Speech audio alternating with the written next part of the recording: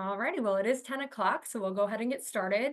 Good morning, everybody. My name is Rachel Ludwig. I am the Vice President of Talent Development for the Future of Work here at the Florida Chamber Foundation. It's really exciting to be able to host our Future of Work Florida Workforce Wednesday webinar. I know it's been a minute since we had our last webinar, but this topic is exciting, and I know everybody's talking about AI, and we have a wonderful speaker lineup today. So I'm really thrilled that, over 100 people registered. So I know people are still kind of trickling in for the waiting room. And just want to give you guys a couple housekeeping items before we get started. So this webinar is being recorded, as you can tell when you sign in. We will send out the recording to anyone who registered after the webinar. So no need to ask those questions during. But feel free to use the Q&A function for specific questions related to the content, and we'll try to answer those as best as we can throughout the webinar. And then I also see some folks are already sort of greeting each other, good morning, in the chat function, so that's available as well. I will go ahead to the next slide and share our agenda for today.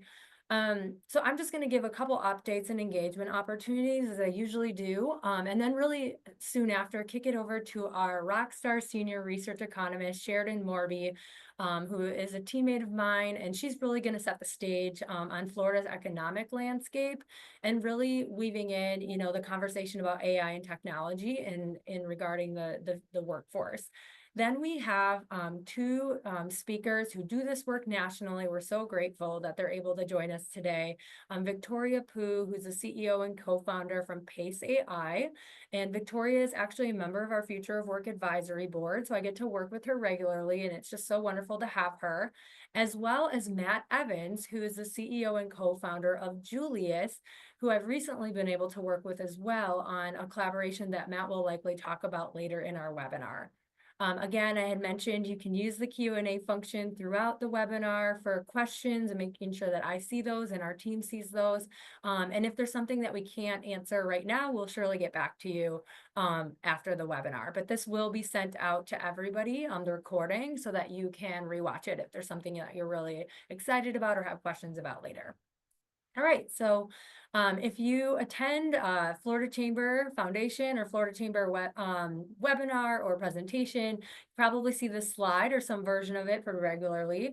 And this is our 2030 blueprint, right? So everything that we do at the Florida Chamber Foundation is guided by this work.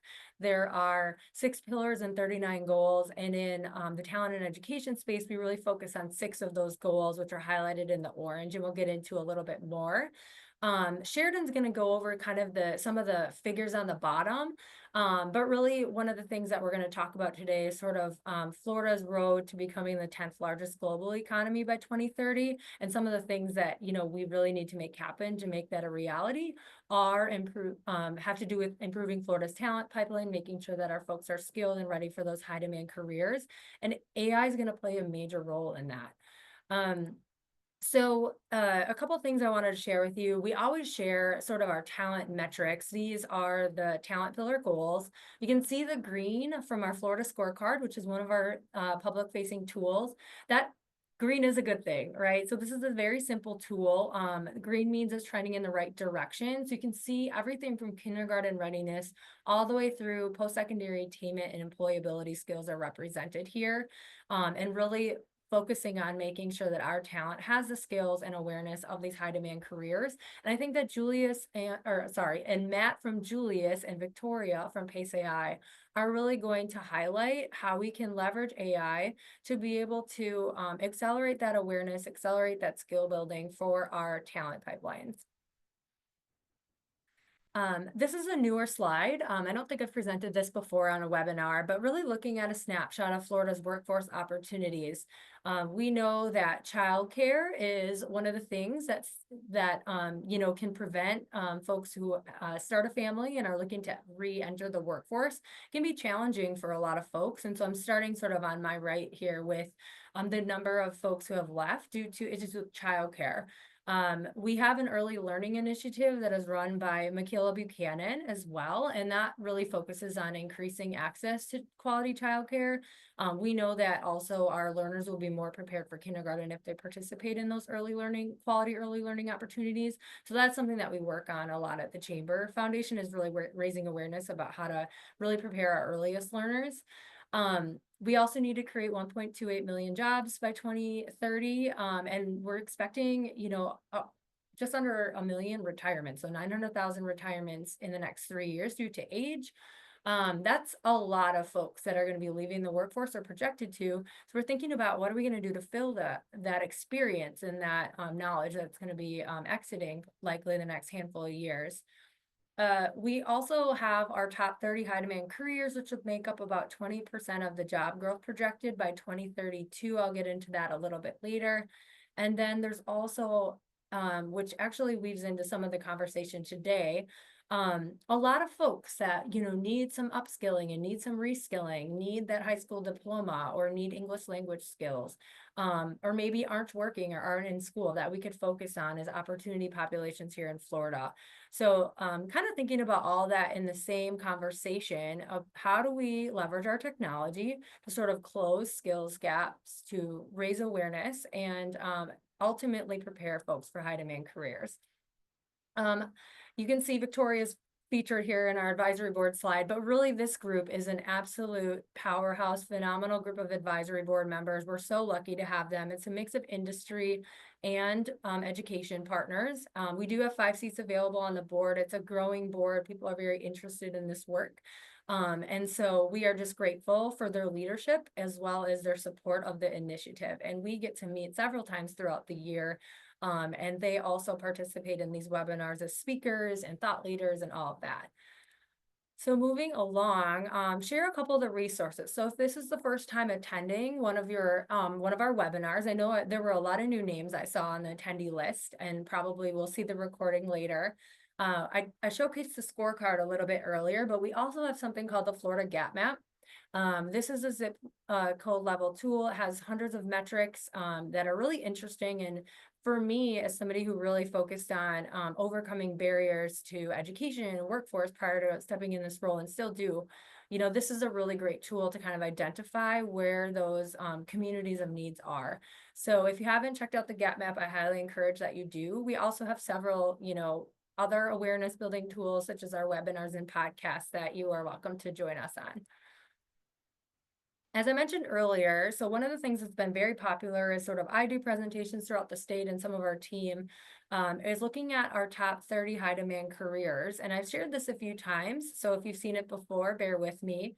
But we have our regional top 30 high demand careers projections, and they kind of break down what those high growth, high replacement careers are, but all of them are median salary or higher. So we've kind of weeded out some of the ones that maybe don't pay. As well as their education requirements. So you can check that out using the QR code, or I will, sending the webinar slide or recording later. But this has been something that's been really popular, especially with people who are looking to guide learners or mentors people about their possible career trajectory and or career changes. One thing that I'm super thrilled about is our education data hub. So we've been working on this now for several months, and we plan to launch it at our Learners to Earners event in June 24th. And Sheridan has been a huge part of this process in helping us make sure all the data is in line. But really, this is a very unique tool that will help businesses strategically plan their pipeline and looking at metrics from birth all the way through workforce and highlighting some opportunity populations there. I would encourage you to join us at our Florida Learners to Earners Workforce Solutions Summit. And I'm trying to advance the slides. Here we go. And that is again in Tampa, and we'll be unveiling this tool as well as doing our new interactive activity that we're calling our digital data walk. Intentional networking around these metrics that matter at the county level and workforce region. So I'm really excited about that. And we are expecting a full house. Last year, I know we had over 300 people. I think we're going to get that or more this year. So it's definitely, the place to put on your calendar for June. And Tampa's really fun, so why not join us there, right? And we have several sponsors. I'm really grateful for the sponsors for that event. You can see them listed here. If you're interested in sponsoring, Brady from our team leads all of that effort. So feel free to reach out to him via email.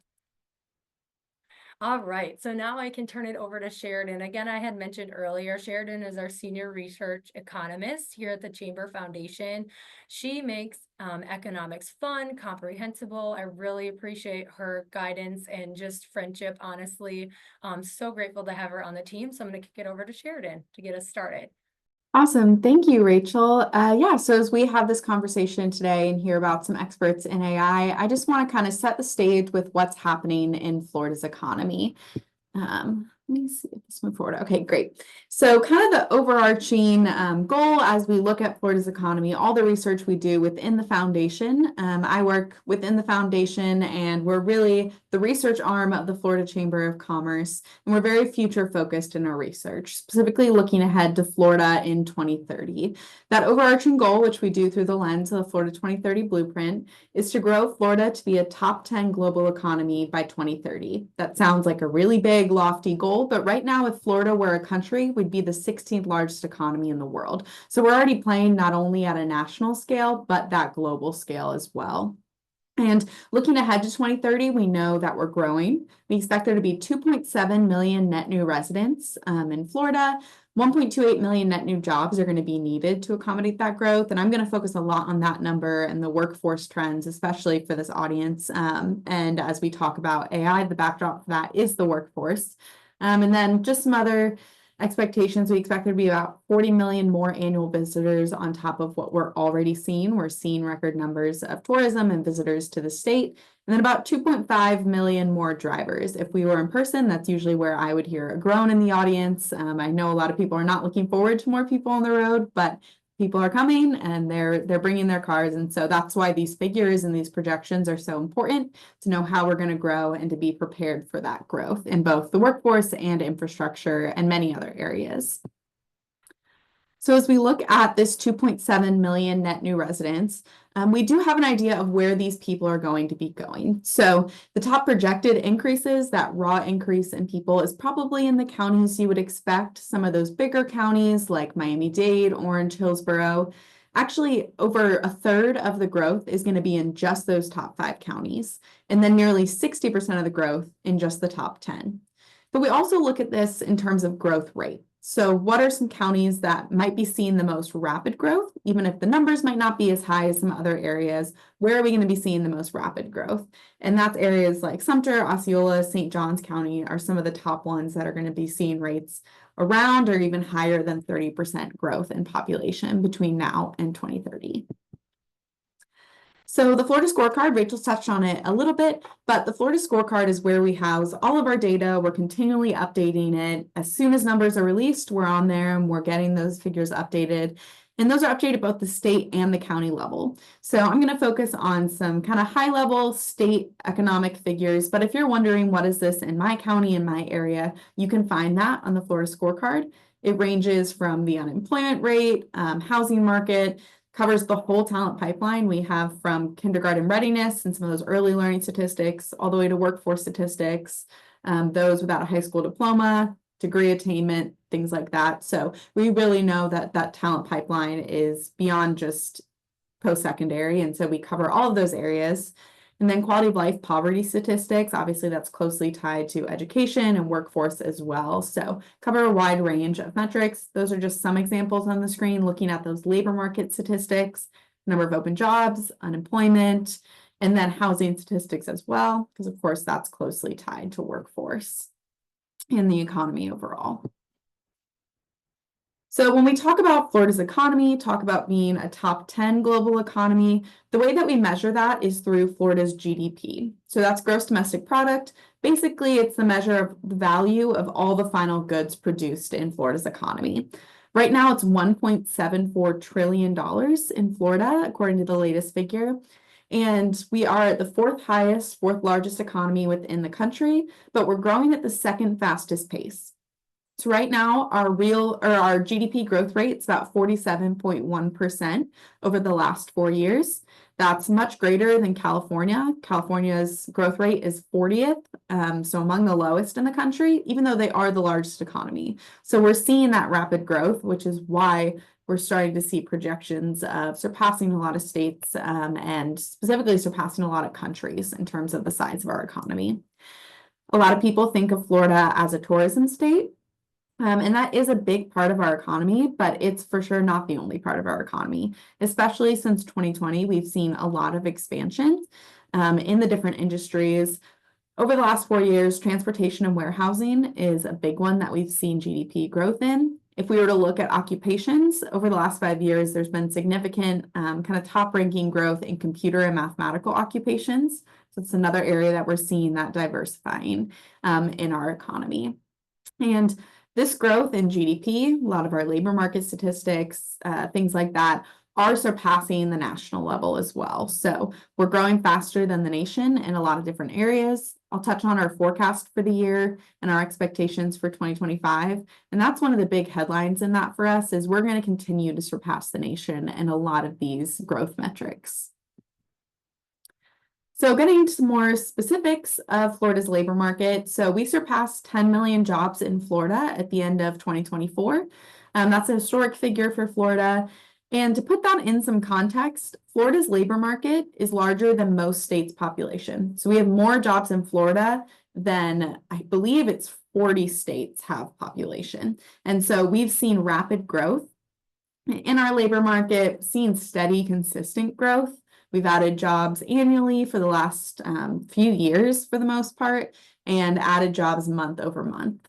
And just to put another plug in there for the scorecard, we have new labor market statistics that are coming out at the end of this week. Those will be released on Friday. So if you're wondering what the new latest numbers are going to be, those will be released kind of in real time around 10 a.m. on Friday. And that's at the state and the local level. So you'll get to see your labor market in your county as well.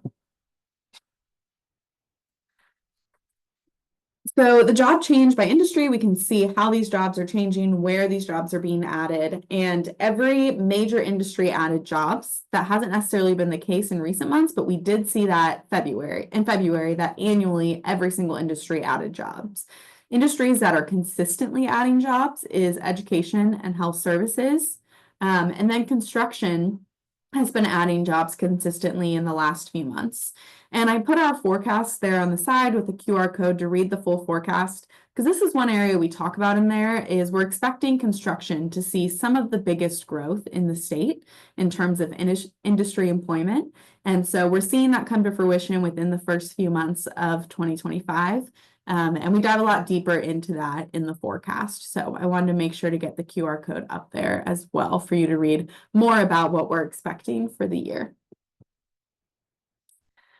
Looking at unemployment, you talk about the labor market, but you need to talk about unemployment as well. That's a big piece of it. So we actually have a workforce shortage in Florida right now. For every 100 open jobs, there's only 96 Floridians who are looking for work in the state. That's an unemployment rate of about 3.6%. It has been ticking up slowly, but Florida's unemployment rate is pretty low compared to a lot of states in the country and compared to the national level. I believe the national unemployment rate's about 4.2, 4.3, somewhere in that range. So we still are having a consistently lower unemployment, which makes sense considering we are having a workforce shortage. We're expecting that unemployment to tick up this year, but not by a lot. And an increase in our unemployment is not necessarily a red flag because we're still within a range of what many economists think is kind of a natural unemployment. So this is the typical worker flow balance that you're going to see in a labor market. So we're expecting that to stay pretty consistent, maybe up a little bit. In terms of open jobs, that 96 Floridians for every 100 open jobs, 96 Floridians looking for work for every 100 open jobs. That varies a lot depending on where you are in the state. So obviously Florida is, sometimes looking at the state level, you really need to narrow down county by county because there's so many different labor markets, economies just within the one state of Florida. And so looking at this by county, we can see that even closely neighboring counties like Palm Beach has a larger workforce shortage than we do at the state level, about 87 unemployed people for every 100 open jobs. And then looking at that ratio, you can see in Hendry County, close by, it's actually significantly more unemployed people than every 100 open jobs. So we're seeing different labor markets across the state. Housing affordability and the housing market in general is a big piece of this workforce because if people can't afford to live here, they can't afford to work here. So some of the trends we're seeing in the housing market, we were seeing rapidly growing and increasing housing prices in the state over the last few years, and that is starting to slow down. We're starting to see those prices steady out, if not get lower. And a lot of that has to do with a restocking in the housing market. We're seeing active listings increase. But these prices are not going back to 2019 levels. We're not seeing those 250 range for the median listing price. We're probably going to stay well above the 400,000 range. And so even though this is a positive shift for affordability in the market, this is kind of a new normal in terms of those higher prices. But we are expecting it to slowly tick down as we see that supply increasing in the market. As for Florida in a national context, so Florida's seen an increase of about 36% in our median listing price over the last few years. That is lower than the increase at the national level, but our prices are higher. So even though that is about the same in terms of our increase, we're seeing higher prices. We surpassed national prices right around 20 and 21. We really saw that trend steady out. And a little more context, I always like to take those numbers and really, what does that mean for the average Floridian? So looking at the typical household income needed to buy a median priced home in Florida, it's about $110,000. That's kind of middle of the road in terms of the nation. It's higher than the national average, but not as high as states like Hawaii, Massachusetts, and California. So definitely higher than most, but not as high as some states out there. So Florida's economy in 2025, I put that QR code up for the full expectations for the year, but just wanted to give some high level expectations, especially as it relates to workforce. So kind of the headline, the expectation for this year is Florida's coming off of years of rapid growth. We've had rapid increases in our population, GDP, labor market. And so we're well positioned to have a strong economy in 2025. Obviously, a lot of unknowns at the national level, a lot of policies that we're waiting to see how they play out. But Florida is well positioned more than many states because of the growth that we've seen. And so we're expecting to see a steadying of economic labor market and population growth. Some of that the growth is going to steady out just because we had such high levels and not necessarily sustainable levels. So right now in this country, having a steady economy is a really strong economy. So that's our expectation for Florida for 2025. One of the areas that I'm especially going to be paying attention to, I know this group is going to be paying attention to, is the workforce. And so this is an area that I think thoughtful strategies are really needed. And I love that Rachel touched on a lot of this already, is we can see that Florida's got a lower labor force participation rate than the national level. That's not a new trend. It's been that way for many years. A lot of that has to do with having a higher retirement age population. The retirement age is not typically a standard anymore. We're not seeing the classic 65. So this 16 plus is capturing that older population as well. But it's definitely lower than the national level. And so we're really looking at those untapped workforces. We're doing research into those areas of these populations that with a little bit of upskilling or reskilling could enter the workforce and be successful in the workforce, especially as we look ahead to those top 30 in-demand careers by 2032. So disconnected youth, that's the number of those ages 16 to 24 who are not in work or in school. So they're not employed or getting education either. And so that's definitely an untapped workforce. Many of them do not have a high school diploma or GED. And so they fall into the category of the overall 1.8 million Floridians who do not have a high school diploma or GED. So that little bit of upskilling, reskilling is important. And then Childcare obviously is a big factor here as well. We know that 15% of parents with young children have left the workforce in the past 6 months due to those challenges accessing childcare and early learning. So that's another untapped workforce. Many of them do not return within a year. Many do not return while they have children in the home. And so those are people who might want to be engaged in the workforce, but they make the rational choice that they can't afford to with the prices or access to childcare and early learning. So these are just areas, when we look at our labor market, we know there are those untapped workforces, and there are things that can be done, thoughtful strategies that we need to be having those conversations, like Rachel spends all her days having those conversations. And so there really is a good trajectory for Florida if we look at these these untapped workforces. Finally, I like to show this slide at the end of every presentation. This is our economic perspective and expectation for 2025. It's one thing to make projections, but we want to keep up with them. So this is where we're playing out in terms of, I won't go through everyone, but we're seeing a lot of the interest rates and inflation metrics be about what we expect. Job growth, unemployment rates are about on par as well.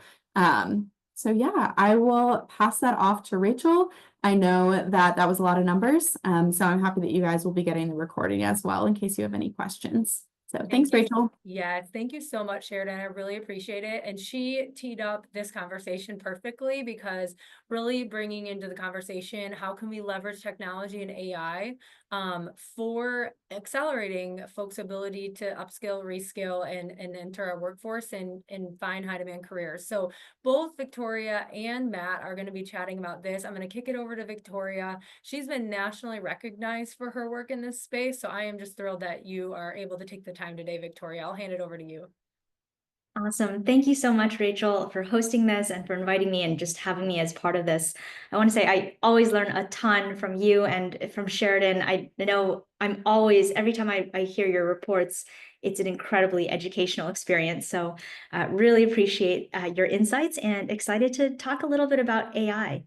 So let me start with what PACE AI is and who I am and all of that context. So we're really building AI to accelerate your ESL workforce. And specifically, I always lead by saying that my background is not in education or workforce development. And that's why I'm looking at Rachel right now to, in all of those ways, to help lead, and in all of your ways as stakeholders in the development of Florida's workforce as my mentors and teachers in that regard.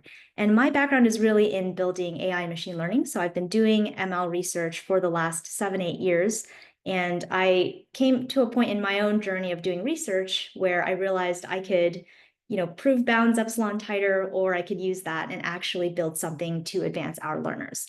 And I call them our learners because that was who my parents are. My parents arrived in the US in the early 90s, and my dad has degrees in hardware electrical engineering. And his first job, and this resonates with a ton of folks when we share the story, his first job was washing dishes in the back room of a restaurant.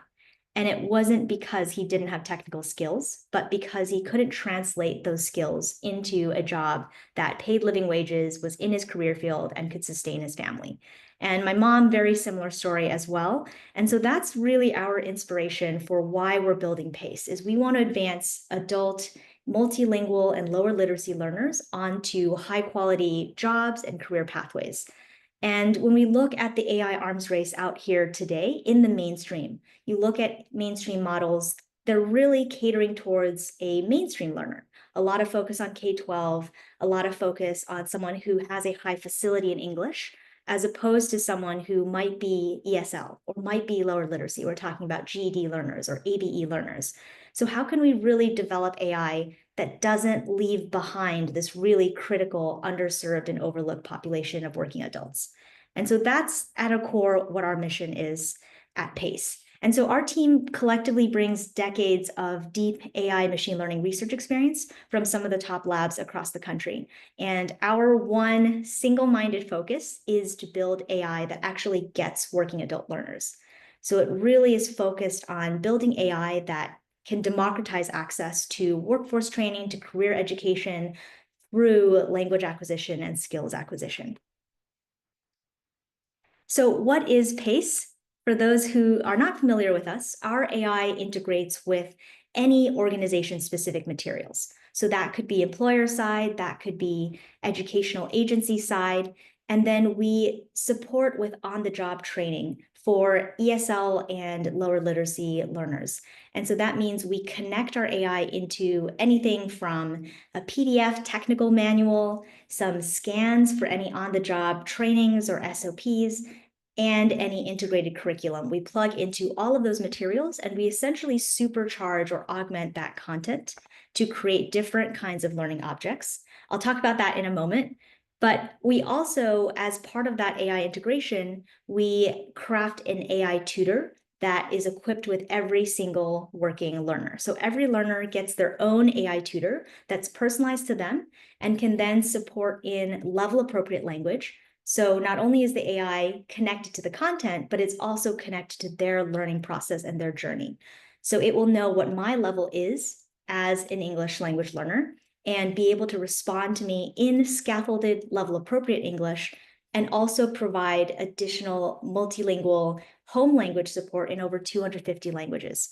And I mentioned 250 because that's more than any other combined model on the market today, because we actually fine-tune and train our own submodels for especially lower resource languages like Haitian Creole. I know there are a lot of communities across the country, but especially in Florida, where there are a lot of refugee communities of learners. How can we develop AI that actually helps them be able to access training materials in their home language, like Haitian Creole? And so this is an example of plugging into an IT type of course and our AI tutor providing that in-context explanation, right? When a student asks, what does storage mean? Storage can mean a lot of different things in a lot of contexts. If you look at the mainstream AI, that's going to be giving you a very generic or general answer. But in this context, we're talking about IT storage or computer storage. And so the explanation that our AI can provide is going to be in context and also at their level. So additionally, our AI creates these different types of learning objects. We always say that our goal is to fast track and accelerate content knowledge and skills acquisition with language learning and language skills as that byproduct. So that means allow any learner to be able to plug into your core training materials while giving the multilingual or lower literacy learners additional language support. And so this is an example of personalized real-time AI feedback on pronunciation. The pronunciation functionality with our AI is actually a neural acoustic model. So it's a type of AI that is focused on comprehensibility as opposed to accent reduction. And that's really, really key because in the flow of work, on the job training, it's important to know that I'm understandable in context as opposed to just reducing my accent. And additionally, we have AI role plays. And so this is another kind of learning object where based on any content. So in this slide, I'm showing a picture of food safety. So this could be for a ServSafe certification. This could be for an OSHA certification. This could be healthcare or manufacturing, any wide range of different use cases. Our AI plugs into that content and creates these dynamic role play scenarios that can emulate an on-the-job situation. And so that could be, for example, you are a staff member in a food service environment and you observed an unsafe, potentially unsafe food service practice. And now you need to practice reporting that situation to your manager. So the AI can play the role of your manager or the role of a patient or the role of whoever you might be interfacing with on the job. And then the student, the learner, will play the role of a staff member or themselves and practice that role play or that emulated scenario. And throughout that process, they'll get real-time feedback on their language and their content knowledge skills. And for example, you could plug into our existing role plays especially for healthcare and some of the other IETs, or you can also dynamically create your own custom scenarios that are tailored to your organization needs, because again, that can be connected to your organization's specific content. Oops. Okay. All right. And so today we are partnering with leading adult education programs and community college districts across the country to fast track workplace training, on-the-job training, and language acquisition, including some of our amazing partners in Florida like Miami-Dade. And so our ask to you all is, if any of this resonates, if you are working with ESL or lower literacy workforce development and learners, reach out and let's talk. Let's continue the conversation. Let's figure out how we can accelerate Florida's workforce together. And this is my contact, and you can learn more about us at www.paceapp.ai. I mentioned that because there's a couple other PACE AIs as well that are not us, but that's where we're at, and this is my contact as well. Oh my gosh, thank you so much, Victoria. I actually just want to go back to your contact information because I don't want anybody to miss that. I want to sprinkle in a little commentary just from the educator's perspective. This tool is a dream for English language learner instructors. You know, I remember in my classes, I had like 7 languages represented, but it's also a dream for us to be able to customize, even if you're an employer, thinking through talent pipeline, you know, programming and things like that, where you see individuals that might have a language barrier, but their work ethic is there and they have a lot of potential. I just see so many uses for this, and it's really all about providing that opportunity and access. So I think, again, thank you so much for the work that you do, Victoria, because I haven't ever seen anything like this, and I'm so jazzed as somebody who worked in the space for a long time. And also thank you to Miami-Dade and some of the others across the state who are embracing this and doing what, you know, Florida educators do, is figure out a way to help our learners as best as they can. So I'm so proud to be a part of this.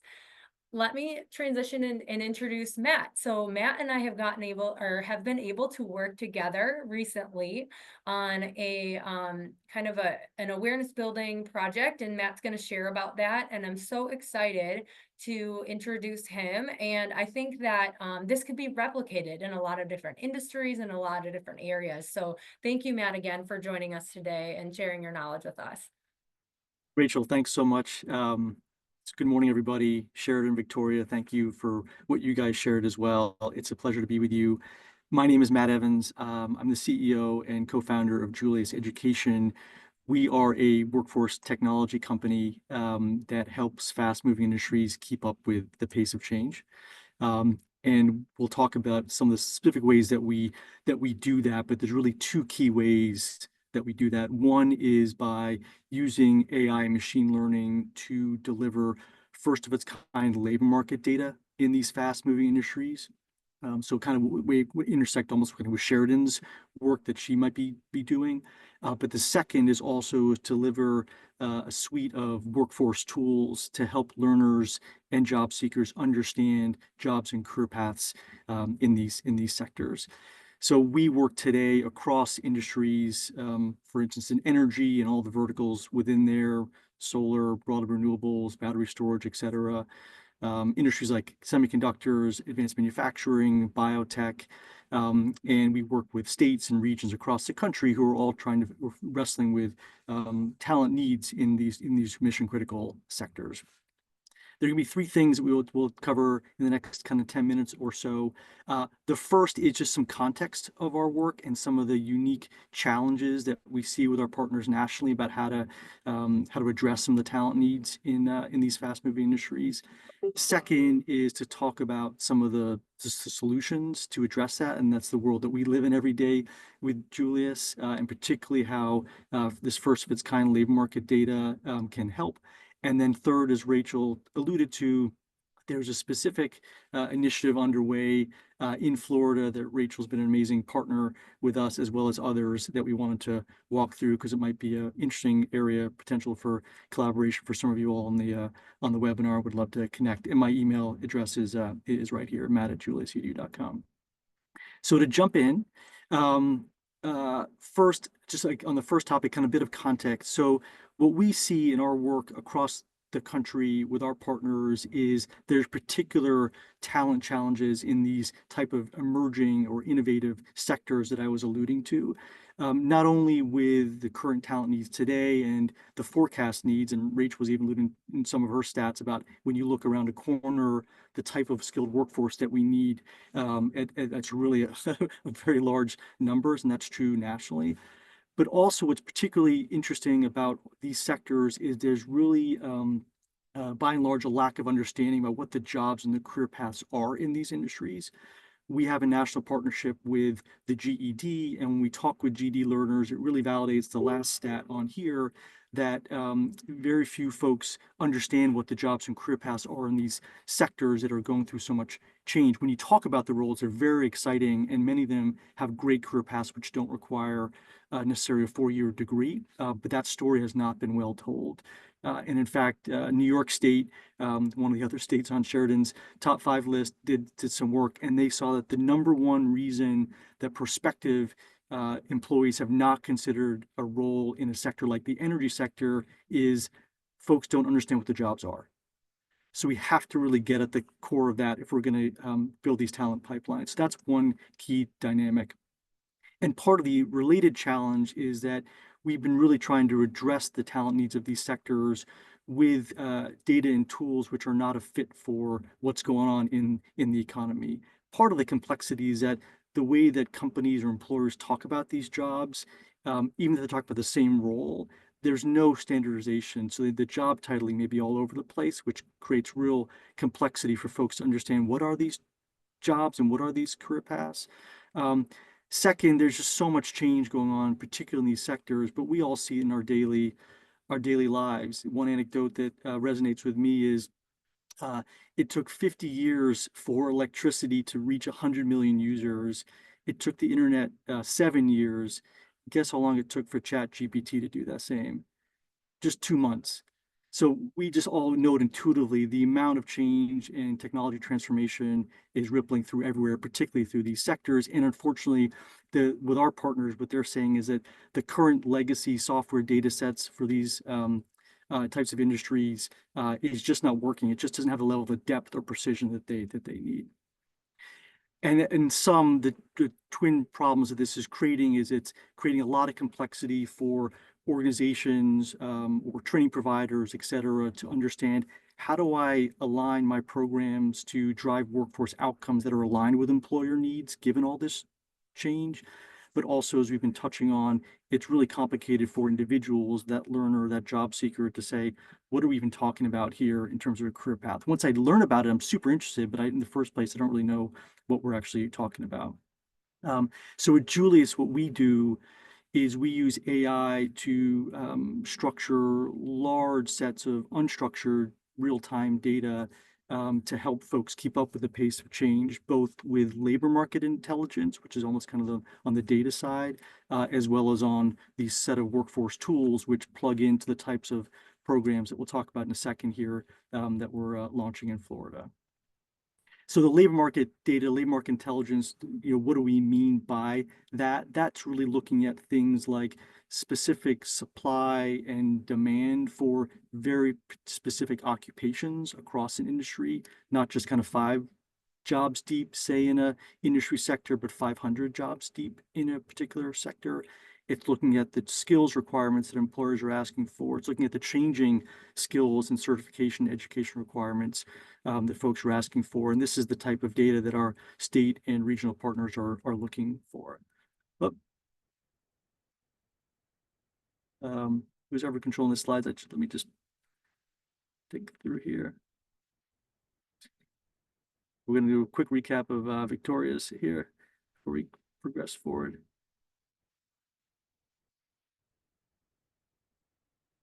And one more. Perfect. So, and on the workforce tools, what we are doing is using that same data to bring to life these jobs and career pathways for folks to really address that core issue that we were talking about, as helping people understand what is a good job fit for them and the associated career path. And we know from all the data that particularly younger generations really value that visibility to understand not just the job, but the career that's associated with it when they're making decisions, for themselves. Today in our work, we're seeing the same dynamic across a wide range of industries that we cover. Here are some of the ones noted here. We're adding new ones every month, but it's this common data and associated talent challenge problem that these industries are facing. Some of them are noted here. And here's an example of the type of folks that we we work with. So government agencies at the federal, state, and local level, directly with companies and employers who are trying to build the talent pipeline that they need. We work a lot with regional consortia. We certainly view workforce as a team sport, and having folks rally around kind of the commonly understood set of employer needs is critical. And we also work with a number of educational organizations, including the GED that I mentioned earlier, as well as industry associations, some of whom are actually involved in this Florida partnership that we'll talk about here in just one second. So let me pull up my screen now, because we wanted to show a couple things to bring to life what we've been, this third section we want to talk about, which is what we're doing in Florida as an example of the work that we do at Julius and how we are kind of bringing that to life at a local level. So Rachel, can you thumbs up if you can see my new screen? Okay, perfect. Thank you. So this program, the Florida Clean Energy Pathways program, we're super excited. It's this innovative program which we're launching in June. It's a no-cost program for Florida residents to participate in, and it's providing these on-ramp pathways across a whole set of high impact and attractive jobs and career pathways locally in Florida, from technician type roles or kind of field type roles, as well as office type roles. It's an end-to-end program which starts with folks understanding what are these jobs and career paths, which initial assessments, a job recommendation engine, some career mapping, which we'll look at as one example of our workforce tools and how AI is doing that in just a second, but also some foundational content for people to understand the industry in more specificity and the types of skills that employers are looking for over kind of a 20 to 25 hour curriculum. And then folks have clear next steps that we'll talk about in a second, including with some of our local employer partners. So the program is really inclusive in terms of who it's designed for, from a K-12 or high school audience, GED learners, as we alluded to, adult education program participants, career changers. But if there's any of that resonates with any of the folks on this webinar, we certainly would love to connect with you following that. I mentioned end-to-end. It includes things like stipends for program participants, this industry recognized training, the one-on-one coaching and support, as well as mentoring directly from employers. So folks are really developing a wonderful understanding of these jobs in the career pathways. And we are thrilled at the number of partners who are core to this, Rachel and the Chamber obviously being one of them, but a number of key industry association partners, the GED, and also local employers. You see here at the bottom, these are 3 of the leading utilities and major employers in Florida, and we're thrilled that they're part of this partnership as well. So in closing, I think I wanted to show kind of one example of the user experience, which is making use of the workforce tools that I alluded to. And this is something we call kind of our career mapping. What you're looking at here is a map of kind of the color columns here represent kind of 5 different job clustering areas, and each of these nodes represents a different job mapped from entry level all the way to mid-level to senior level roles. And this map is available to anybody who's participating in our program. So say, for instance, someone has recommended a role as a solar assembler based on our upfront assessment. What they can do is click into the solar assembler tile and try to understand that a little more specificity. What is the job? What are the requirements? What is the pay? And there are some amazing career pathways in this sector, which don't necessarily require a 4-year degree, but have clear pathways to 6 figures in not too long amount of time. And what folks can do in the career map is click into it to understand what are the progression pathways based on the skills that I'm developing to additional, more senior roles. And it's really choose your own adventure in here, where you can click into this and say, maybe a solar installer, solar crew leader. If I want to understand how that advances, I can look at opportunities perhaps to take more of a office type role where I'm doing more on the sales side. If you see her on the right side, or maybe I'm be interested in kind of the energy auditing. Well, what is that in the first place? Well, let's take a look to understand that in more specificity and see how that role can progress as well. So the career mapping we've seen with all of our work with GD learners across the country is a really, really powerful way to help people have a bigger vision for their future, and how the AI powering this can really be a force for good, to help people understand and how to kind of navigate their own next steps for them. So I'm going to come off screen share, and again, I'll kind of put in the chat my email address, but if anyone would be interested in continuing the conversation or how we can yeah, thank you. Thanks, Maria. Let me just go to the back here. Or if we can, if this program can provide a valuable next step for folks that you're working with, or adult communities that you are working with, we would love to connect, and my email address is right here. So thank you so much for having me, Rachel. Thank you so much, Matt. I am so thrilled about the career mapping myself, as somebody who loves to sort of look at pathways and all of that. I just think it's like super exciting. But one of the things in seeing sort of the program model here is in talking with Jen and some of the other partners in this, is weaving in the mentorship component and having the employers at the table, so that there's an end game where these employers are invested in sort of guiding these folks through. They're getting support along the way. It's completely free. And then the jobs that they're taking are just the beginning of a gold mine that they really probably don't even realize they're stepping into. My brother works in energy, and it's incredible. He said they're not able to keep up with the work because of all of the data centers and the energy that is being needed for our AI centers and things like that. So it's pretty awesome. This is just an absolute wonderful opportunity. And yeah, I agree with some of the comments in the chat.